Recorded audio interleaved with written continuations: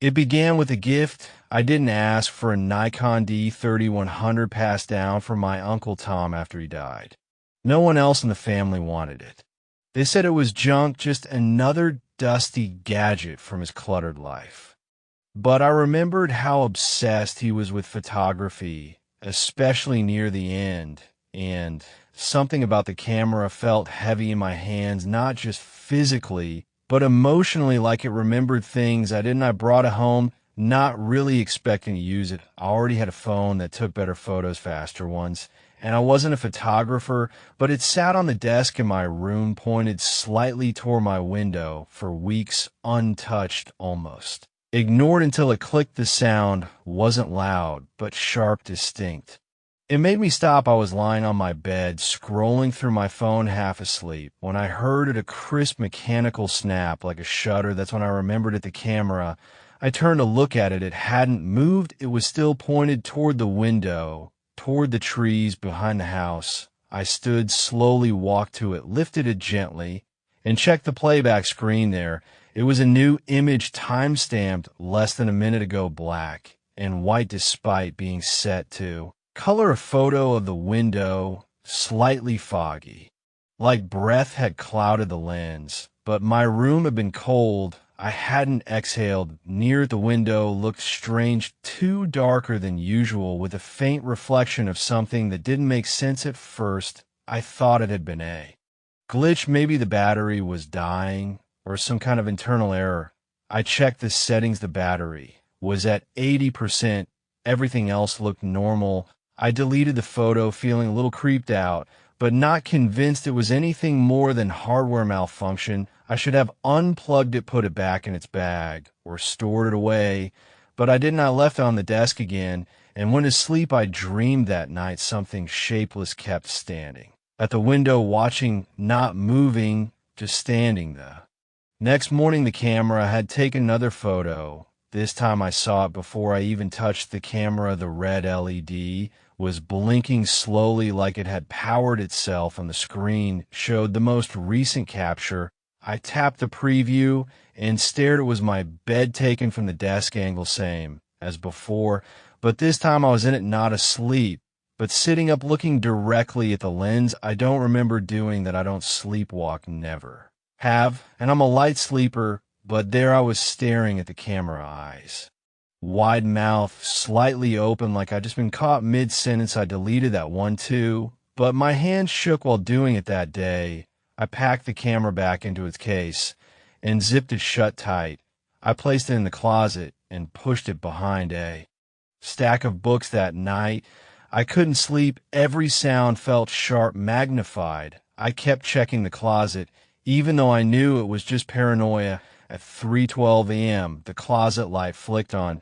I don't have a motion sensor in there, no timer either. It's just a pull chain. But the bulb inside cast a dim glow through the crack in the door. I got up, turned the knob slowly, and opened it. The camera case was unzipped inside. The memory card had a new photo. This one was different. It wasn't black and white. It was vivid, painfully so, like the colors had been oversaturated. There were my books, but toppled over, and something behind them, a figure, just barely visible, tall, hunched, as if crouching behind the shelf, but too large to fit naturally. I stared at the image for a long time, longer than I meant to, only breaking away when my phone alarm buzzed. The whole day fell off. My skin buzzed with static. I kept catching myself staring at corners of rooms, listening for the sound of a shutter. I didn't tell anyone at first. Who could I tell? It sounded insane. My camera keeps taking photos by itself, and now it's showing me things that shouldn't be there. But on the fourth night, it stopped being something I could ignore. I had left the camera in the kitchen. This time after showing to my friend Kyle, who laughed nervously and said it was probably a timed shutter, maybe some weird old photographer setting we forgot to turn off. He offered to take it, but I said no. Something about that felt wrong. It belonged to me now, or maybe I belonged to it. At 2:46 a.m., my phone buzzed with a notification. The Nikon had synced to my Google Drive without permission and uploaded an image I never gave it. Access I opened it expecting more weirdness, but nothing could have. Prepare me for what I saw. It was a photo of my hallway dark with the overhead light casting strange shadows, but this one showed something else, someone else, a tall shape, barely humanoid, standing at the end of the hall, its limbs long and crooked, not arms, but more like twisted poles wrapped in flesh. It had no face, just a blur, a smear, like the camera couldn't focus on it. And didn't when I stood frozen in my bed staring at the screen, not daring to breathe. Then I heard the creak, the sound of a footstep in the hallway outside my room. I didn't move, I didn't scream. I just listened. Another step, slow, deliberate. Then another. I reached for the bat under my bed, the one I kept from high school, and stood silently, tiptoeing toward the door. It was open. I always close it. I always do. But now it was cracked just slightly enough for a sliver of shadow to slip in. No sound, just stillness and the faint hum of something wrong, something not meant for this world. The next photo came 10 minutes later. It was taken from just outside my door. It showed me holding the bat, eyes wide, mouth open, standing like prey, frozen. Just before the predator strikes, I threw the camera in the trash. The next morning, walked it out to the curb myself. I didn't care about the memories or the cost. I just needed it gone for 2 days. Nothing happened. Then the photos started appearing on my phone. I checked every app, every setting, nothing linked, no permissions granted. But there they were, new images, always taken at night, always from angles I couldn't explain, under my bed, behind my closet door, inches from my face. While I slept, I started sleeping with the lights on, started locking my bedroom door, started placing tape over the phone lens and keeping it under a pillow. Still, it kept happening. The final photo of the week was taken from above me, as if the ceiling itself had opened and something looked down. I didn't sleep that night. I stopped being able to tell if the things I was seeing in the images were real or not. Were they glitches, tricks of the mind? Or were they revealing something layered behind reality? Something watching me through the cracks. I called my mom, asked if she remembered anything weird about Uncle Tom. Near the end, she paused long enough that I knew the answer before she gave it. He kept saying he saw things, shadows in the mirror photos that changed when no one was looking, and most of all, he hated that camera, said it was cursed. But he couldn't throw it away, couldn't even put it down. She told me he died in his sleep, but his face was twisted like he'd seen something he couldn't describe, something he tried to scream about, but never got the chance. I didn't reply because I was looking at a new photo, time-stamped 3 minutes before the call. It was of my mother sitting in her kitchen, but the thing behind her wasn't me, and it wasn't human. After the photo of my mother with that thing standing behind her, I didn't visit her again, not for a while. I told myself it was work, stress, distance, excuses that let me sleep without guilt. But the truth was simpler. I was afraid of whatever the camera was capturing, and more afraid that it might be real. I tried to live normally again. I shut off cloud sync. I removed the camera from my phone's Bluetooth. I changed passwords, deleted apps, reset everything. But the photos kept coming, and they weren't just stills anymore. Some of them had motion, barely noticeable. At first, a twitch of a hand, a blink of an eye, the curve of a lip that changed ever so slightly between frames, like a living thing pretending to be still. I went days without sleep, drinking coffee and energy drinks, trying to stay awake, because I knew something happened when I lost consciousness. I would wake up in strange positions, sometimes upright in bed with eyes open, but no memory of the night before. Sometimes the door would be open even when I triple-checked the lock.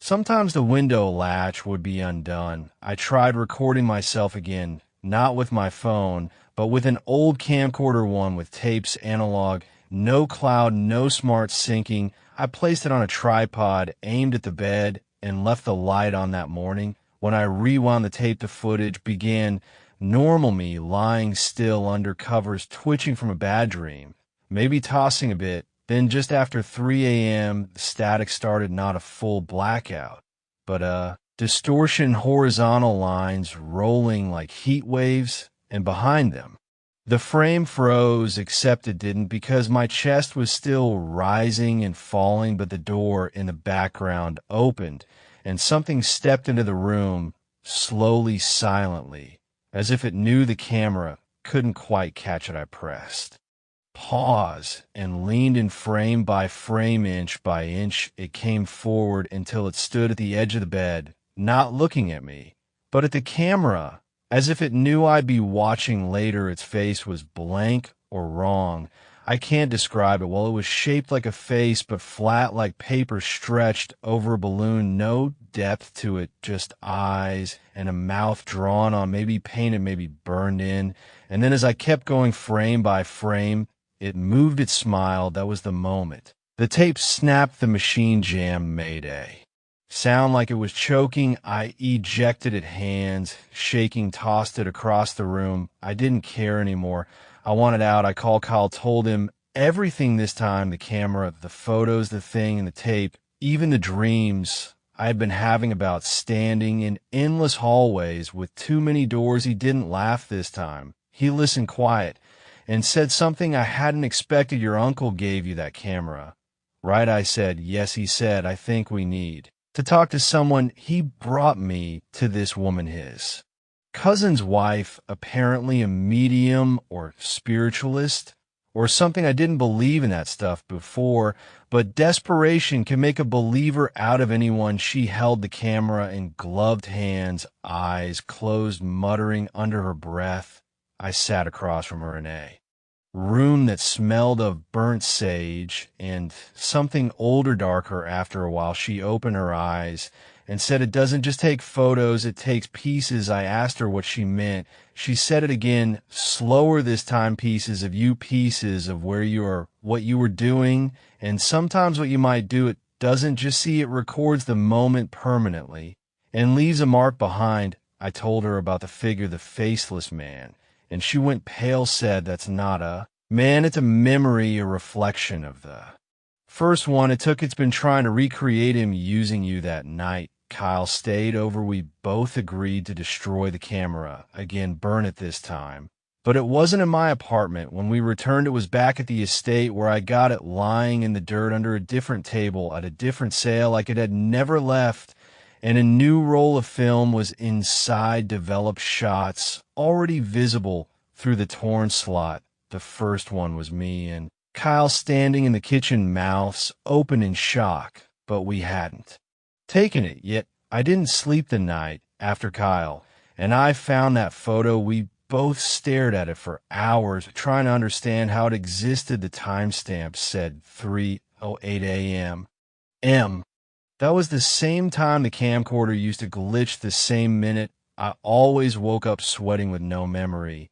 But in this photo, we were both frozen in shock. Kyle's hand half raised, my mouth open, eyes wide. That moment had not yet happened in real life, but the camera had already seen it, captured it, before we ever lived it. The next day, Kyle left early. He didn't say much, just that he'd call later. He didn't call. I was alone again. The apartment felt heavier now, like the air had grown thicker, like sound moved slower through the rooms. I taped all the mirrors, turned them to face the wall, even the one in the bathroom. I couldn't risk seeing another reflection that didn't belong to me, but the camera, it came back again. I found it on my bed with a lens pointed at my pillow. It didn't matter that I had locked the windows, changed the locks on the door. It just appeared like it had never left. Film already loaded, the number on the frame counter blinking 0. I took the roll out without snapping a single shot, but when I unspooled the film to expose it, there were images already burned and grainy, smeared like oil on glass, but unmistakable. The hallway again, only this time there were 4 of me, all identical, all frozen mid-step, walking toward the same door that didn't exist in my apartment, a door made of black with its knob like a melted one version of me looked directly at the camera and smiled. That smile wasn't mine, too wide, too straight, like someone had drawn it from memory. I burned the film, lit it in a metal trash bin on the balcony, and watched it curl and blacken. The flames made no smoke, and the smell wasn't a plastic. It smelled like bleach and iron and something that made my stomach turn. I tried to go about my week. Went to work, talked to people, laughed when I didn't mean it, but every reflective surface caught things wrong in shop windows, car mirrors, even puddles on the street. I'd glimpse myself walking wrong, a half second behind, not copying me, but predicting me, smiling. When I wasn't, then one night, I dreamed of the apartment, but it was different. All the walls pulsed slightly like they were breathing. The ceiling was too high. The door was gone, and in its place was a corridor that stretched forever, lit by flickering camera flashes like lightning. In a tunnel at the far end of that hallway stood the figure, not the man, not exactly. It was my shape, my height, wearing my clothes, but it held the camera like it had grown into its hands, like it was a part of its body now, wires twisted with veins. I tried to move, but couldn't, rooted to the floor. As the figure raised the camera, the flash went off, blinding white. I woke up on the floor of the hallway. My hallway, not the dream, except now the fourth door was real at the end where no door had ever been. It wasn't a dream this time.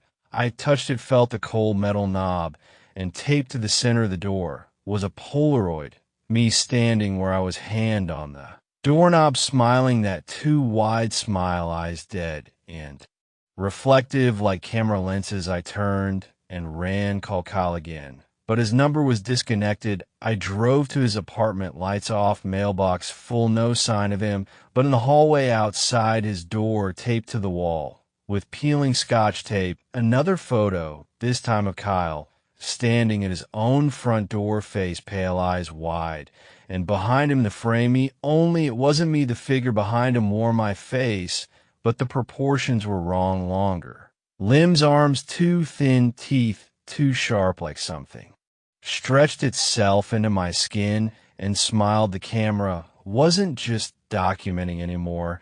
It was creating. The photo of Kyle haunted me, not just because it showed the thing wearing my face, but because I knew what would come next, what always came. After the camera took someone's image, they disappeared. I stayed up all night, every light on, door bolted, chair against the knob. I didn't blink for long, didn't sleep. Not even when the air in the apartment shifted, grew thick with something unseen. Not even when I heard footsteps in the hallway, footsteps that sounded like mine, but slower. I didn't dare move. Sometime after 3 a.m., the power went out. Everything, lights, fridge hum, router glow gone. Only the camera remained sitting in the center of the hallway. Carpet, lens pointed toward the door, shutter open as if waiting. I don't remember picking it up, but I was holding it, looking through the viewfinder, and through the glass I saw something impossible. Not the hallway, but my childhood bedroom, the one I hadn't seen in 20 years. Faded wallpaper, posters still curling off the walls, the exact bed, the window with a rusted latch. It was perfect, except I wasn't alone in the frame. There was someone curled up on the bed, facing the wall, and as I adjusted the focus, I saw it was me, a younger version of me, maybe 10 or 11. The child on the bed turned over slowly, eyes open, looking straight at me through the camera lens, mouth moving without sound, and behind him, behind me, the door open. Something crawled, and not walked, crawled, dragging its limbs like they were too long, too heavy, its face blurry even through glass, but smiling, always smiling. The shutter clicked, and the hallway was back. The camera powered off on its own. I threw it, hit the wall, and bounced. Didn't even crack. I didn't sleep the rest of the week. Then the dream started again, but now they bled into waking life. I'd be at work typing and see the flicker of a flash in my periphery. Look around, nothing there. I stopped trusting reflections, stopped trusting anything that showed me what I looked like. because sometimes my reflection didn't blink when I did. Sometimes it looked sad or angry or too happy. One night, I found a photo slid under my door, no envelope, no explanation. It was my kitchen, but the table was wrong. It was the old table from my parents' house, the one we threw out years ago.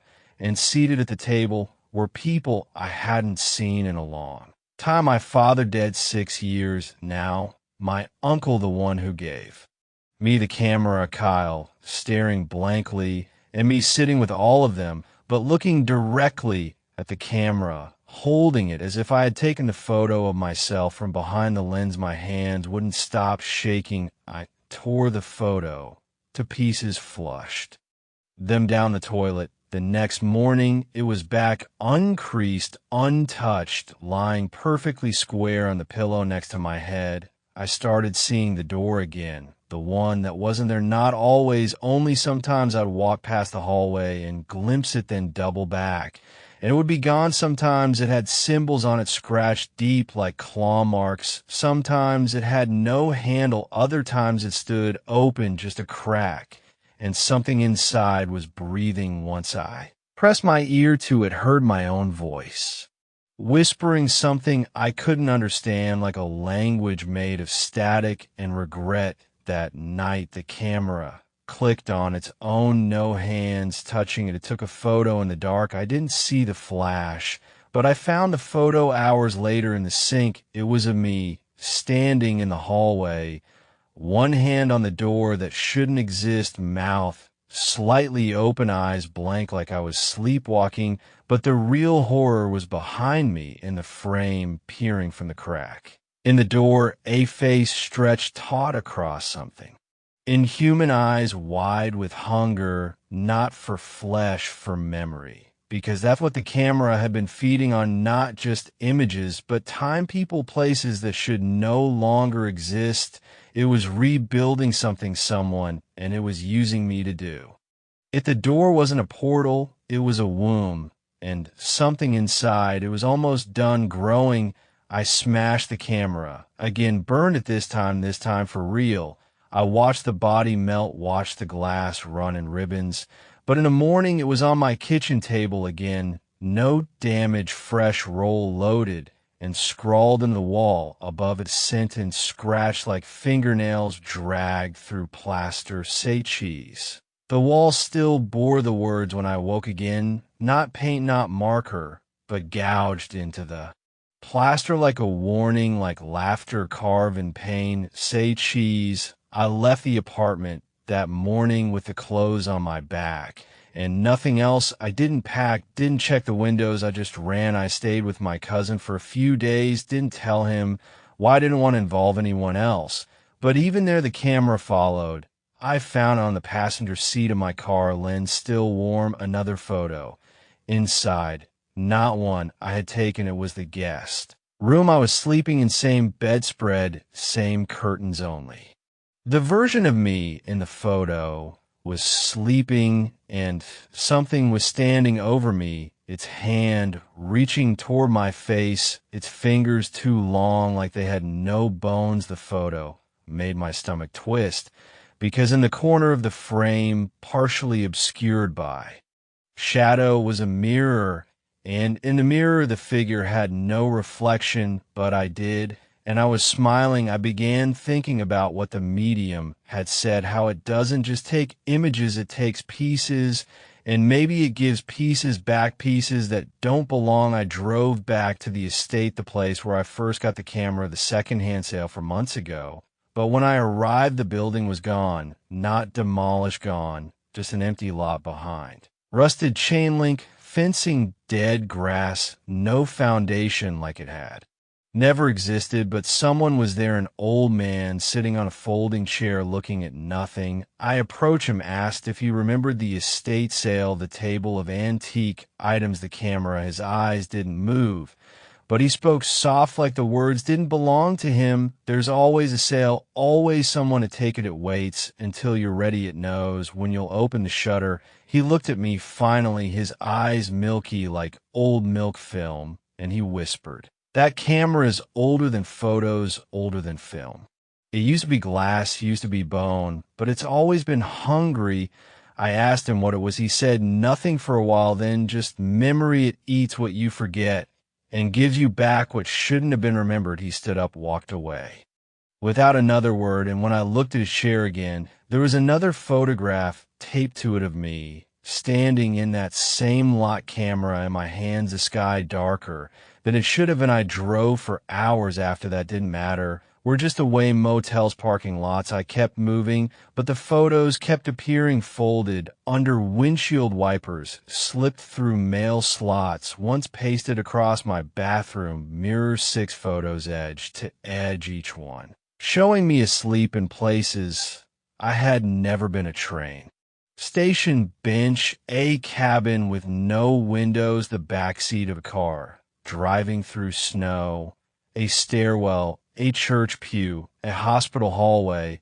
I wasn't posing in them. I was always unconscious, vulnerable, and in every photo, there was always a blur somewhere in the background getting closer to the door. The one I first saw in the hallway started showing up in dreams again. But now it wasn't closed now. It was wide open, and I'd see things, shapes moving just out of view. Memories that weren't mine, a child's voice calling. Names I didn't know, rooms that flickered like old film reels. Then came the night. I woke standing in the hallway in my cousin's house. Camera in hand, the door was real again, black, with eye-shaped handle symbols carved deep. I hadn't built it, hadn't imagined it, but it was there, rooted to the end of the hallway, like it had grown out of the house itself.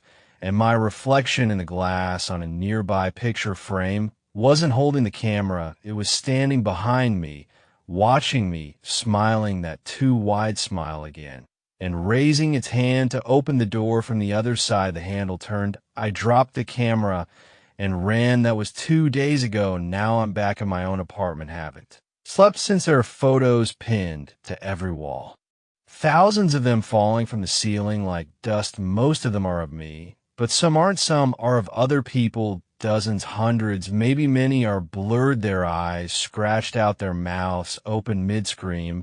I think the camera belonged to all of them once, and now it's mine, but I don't own it. I think it owns me. The door is back again in the same hallway where no door should exist. There's a photo taped to it.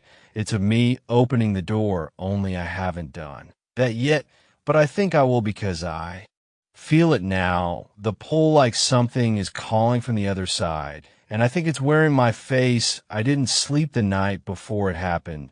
Not that I was trying to stay awake. I just couldn't stop listening. The door in the hallway whispered now, soft and constant, like film running loose in an empty reel, and behind it breathing that matched my own inhale, exhale, slight delay, like something was studying how I did it, practicing. I sealed off the hallway, nailed shut a bookcase across the entrance, pushed a dresser in front of it. It didn't matter. The door moved again. I'd find it behind my bathroom mirror, reflected in a dark window, even once in a puddle on the street, deep black. Waiting there were more photographs, now hundreds, thousands stacked like shingles across my floor, taped to the walls, pinned into furniture. Every one of them captured a piece of something I was forgetting. Old bedrooms, childhood toys, friends. I barely recalled faces that felt familiar but wrong. And in each one, the door was present somewhere in the background, even if only a black smudge between trees, a blurred shape under a bed, a shadow behind someone's shoulder. Sometimes the me in the photo was smiling, sometimes screaming. Sometimes there were 2 of me, and one always had its mouth open, just a bit too wide. I didn't know how it got this far. I didn't know what was real any more. Time frayed, memory warped. I'd walk into rooms I didn't remember entering, wake up in hallways and closets once.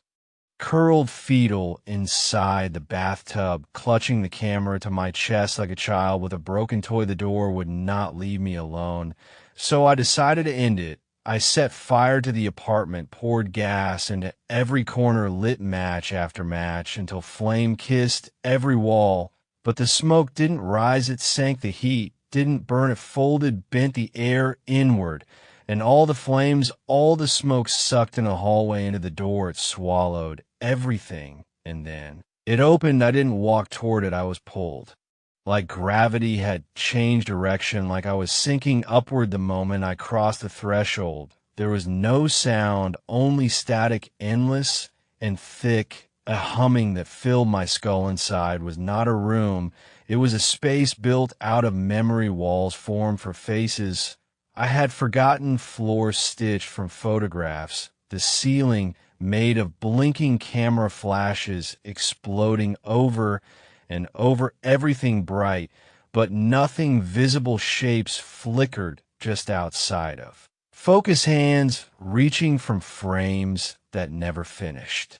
Developing mouths, whispering my name with no sound, old relatives, teachers, friends, strangers. Some I remembered, some I never knew. They were trapped here, hung like film strips, suspended in glass. One of them looked exactly like me. No, it was me, the real me. I knew it instantly. This place didn't just take people, it copied them, rebuilt them perfectly down to the fingerprint.